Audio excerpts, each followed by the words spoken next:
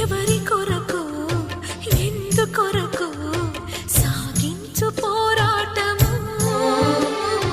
ఇల్లు విడిచి పల్లె విడిచి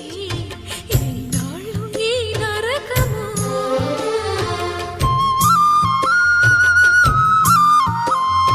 గుండెలో బాధలను దాచుకోవాలి